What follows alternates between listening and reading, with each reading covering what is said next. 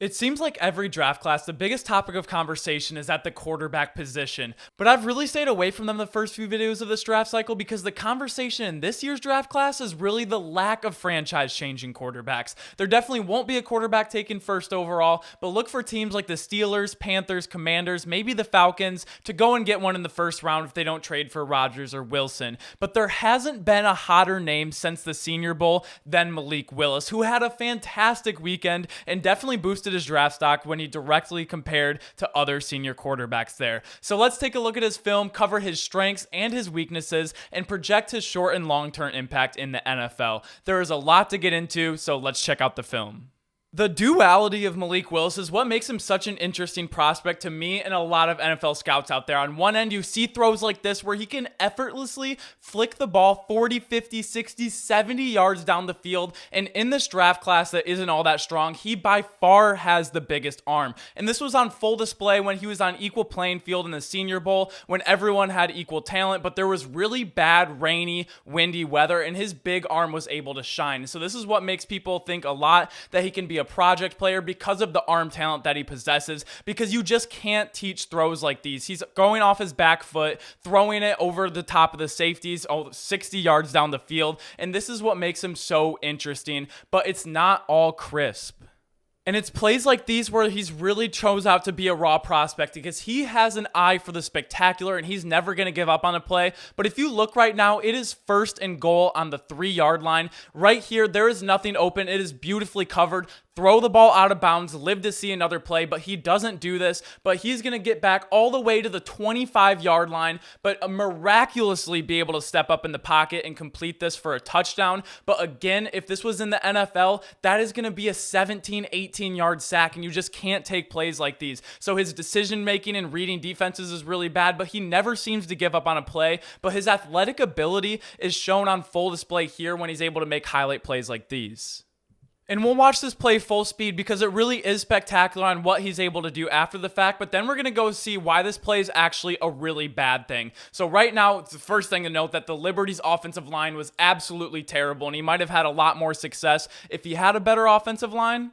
And this is where you see his inability to really read a defense and know what's going to come out. So he is going to look this way the entire time because this is what he wants. So he's going to see right away that there's a corner blitz on this play. And there's a little hitch and go. So the receiver, he's going to give a pump fake and go. But obviously the safety has all the leverage. He's already 12 yards deep on him. This just isn't going to be here. And as soon as he sees the safety pressure, either know to be on the same page with the receiver to hit the hitch route right away. But I want you to watch this receiver right here because he is wide open on this play and he doesn't give him a second look. And this is really where if the first read isn't there, he's going to have to make a spectacular play like this to pick up 7 yards, even though he evaded like 3 separate sacks. But look at him on this play. If he looked to the right side of the field at all, this is an easy 20, 30, even a touchdown if he can make one-man miss. He inevitably doesn't. He's going to have to do something spectacular, and then we saw how the play ended. But this is where he really comes to be out a raw prospect and not working in an NFL system and not running a high complex offense in college.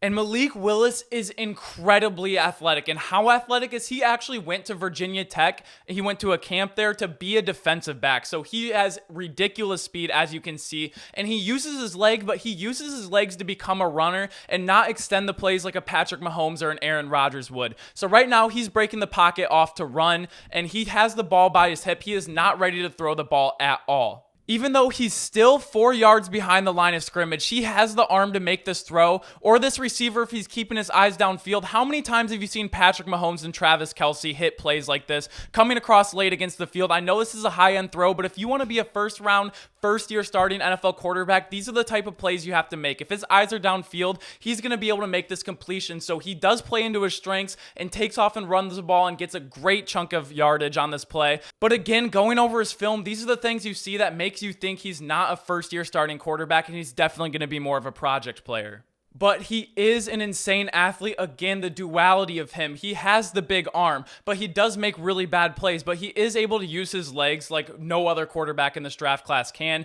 Being able to run up the seam, split linebackers and safeties, and break off huge runs. When at Auburn, he had huge runs. At Liberty, he did this. And he does have a really nice frame. He's not the tallest guy, but he can run quarterback-designed runs like on this play right here. He is going to be able to take hits, and like Trey Lance did, a very raw prospect. And even though he had more passing talent and a really good arm like Trey Lance, I could see them being very similar prospect, and I'm surprised they haven't been compared more to each other, especially. But look at what he's able to do. This is your quarterback right here, about to break down Virginia Tech safety, and look at what he does to him. He gives him a move outside, back in, gives it to him one time, snaps his ankles, and gets back. This is the athleticism and the wiggle that you see in a wide receiver, that you see in a DB, and you normally don't see in a quarterback, especially a quarterback that can throw the ball 70 yards down the field. And again, going back to the one read or just sticking to the play in general. So what they're going to do is they're going to do a fake wide receiver screen right here. This guy is going to come out, do it like a little fake block, and they're going to try and hit this in the seam right here. And this receiver is going to fake block on the inside and release on the seam. And actually, both people that he didn't throw the ball to were wide open, but that really wasn't the play design. So he is going to get the ball. He's going to do this little fake screen out there, and he's going to try and fit it into this window right here. But if you look, all 11 people are counted are on the film right now. This safety is coming down really hard, and you have your receiver in a dead sprint. If you can get any sort of protection or buy any time, you have the arm to make this over the top, and he's going to be wide open. But he does have a big arm, and he has like this arm arrogance about him that he's going to try and fit it into the tightest windows. He's going to try and hit this receiver at the bottom of your screen in between this corner and the safety when it's absolutely not there. When you look, you should just go back down to your check down route. And if you do want to do something spectacular, hit the receiver that's about to bust wide open free 70 yards down the field. But this is just going to be a pick, and we cannot have this. And a very similar concept that they're going to do here. They're going to do a fake bubble screen right here. They motion the running back out. This is who they want to hit. They want to do a fake bubble and hit him across the seam. And then this receiver is going to come across the middle of the field. And he has the one read in his mind. He wants to hit this running back. He thinks he can throw it to any single window, which he can. But when it's not there, you have to be able to read that. So the screen isn't there. So he's going to come back across the middle of the field, and he should see that this is going to be wide open right now.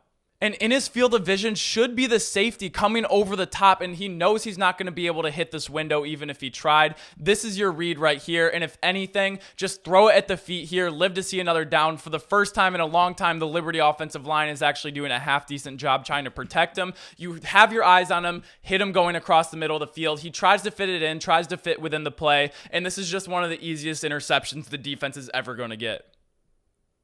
And this is why I really wish he would have gotten a chance at like an Auburn, or he went to Oklahoma with a Lincoln Riley, who's really good at developing quarterbacks, because they can take his raw skills and fix a lot of his footwork and his ability. So we're going to see this coverage sack on this play. It's going to be a strip fumble. They're going to lose the ball, but it gets even worse when we see the end zone angle, and you're going to see him get the ball and just have no pocket awareness. He's going to cross his feet in his drop step. He's going to see the Mike linebacker coming in scot-free, doesn't see the defensive end coming out, or the tackle coming in from the left side, doesn't put two hands on the ball, isn't going to really try and protect it. And there's just so many cases where I see him heel clicking into throws, overstriding, throwing off the wrong foot for no reason. And it's just the raw prospect that when he gets to the NFL, these are going to be huge monumental plays, and his athleticism and arm talent isn't going to be able to overcome this.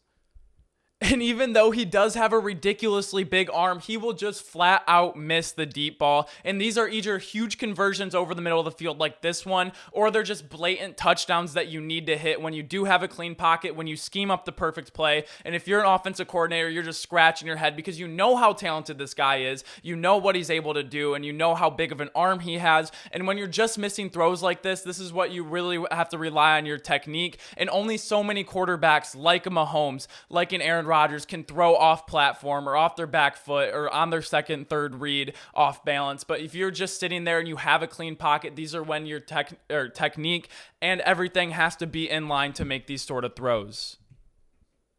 But even after all of that, and acknowledging the fact that he's such a raw prospect, this is why I still love him as a prospect, because it is not all his fault. Just to give you some situational awareness right here, they're on the 2-yard line on the far left hash, and this is what the Liberty offensive coordinator called. On the bottom of your screen, it's going to be a 3-man concept. They're going to run a streak go route right here, and with this wide of a split, this receiver is going to run an out and up. No, I'm not kidding. No, and yes, if you are an offensive coordinator, I know you're cringing right now. This wide receiver has like maybe 3-4 yards from the sideline. He's going to run a deep post. What kind of a call is this on your own 2-yard line? And it goes about as well as you would expect it to. He's going to barely escape and do everything he can to get the ball out of there and not get the intentional grounding, because I believe he was outside the tackle box. Thank God. But this is where I'd really believe if he was in a better program, if he had better coaching, if he had a better offensive line like we saw at the Senior Bowl, then he would be able to showcase his abilities. And he had to overcome so much on this Liberty team because they really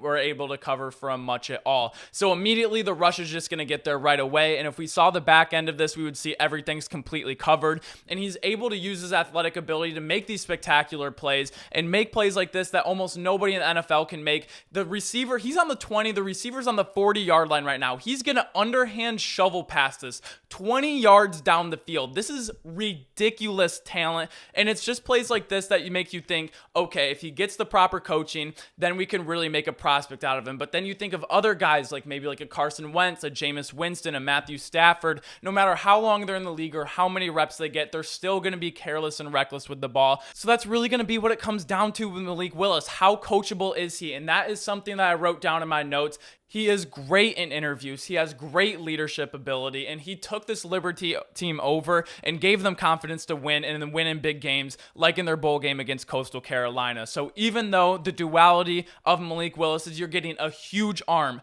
a really big and strong guy with amazing legs and a defensive and wide receiver like wiggle, he does have a lot of problems with accuracy, trying to make a play spectacular, not getting off his first read, and really poor pocket presence. But these things that are all coachable. What you can't coach is his 40 time, is the strength of his arm. Everything else you can adjust and grow. So if I'm a team in the NFL and I really want a quarterback, or if I really believe in our coaching staff to be able to coach him up, I'm going to take him in the first round if I have a quarterback for next season. We had a bunch of quarterbacks last year going to the draft. I think they obviously saw that Trey Lance wasn't ready to be in his first year, which I think was very smart on the part of the 49ers. I think it's going to be a very similar situation to Malik Willis, who just hasn't had the NFL level offense like a Mac Jones had at Alabama. So I think he is definitely going to be a project player. If the Steelers want to take a risk on a guy to be their franchise guy, to be that extra electric factory with a bad offensive line, but have someone like Dwayne Haskins or a veteran quarterback come in and be that guy for them, and then Malik Willis can ride the bench until it's his time to shine, and they really believe in their coaching ability to get him right on a lot of the technical things, then I think he could be an amazing prospect. Where I think he's going to fail if they put him in a bad situation and they try and start him too early. Even if the starting quarterback goes down, I would keep Malik Willis on the bench because you don't want him to get hurt. You want him to keep learning and growing. He's only going to lose confidence because in all the interviews I saw with him, he has great confidence in his abilities. So what do you guys think? That's what I think about Malik Willis, but make sure to comment down below what you think. Make sure to like this video if you like videos like these, and make sure to subscribe if you enjoy daily sports content. I appreciate y'all so much. Thank you for checking out the channel, and as always, I will see you all tomorrow. Peace!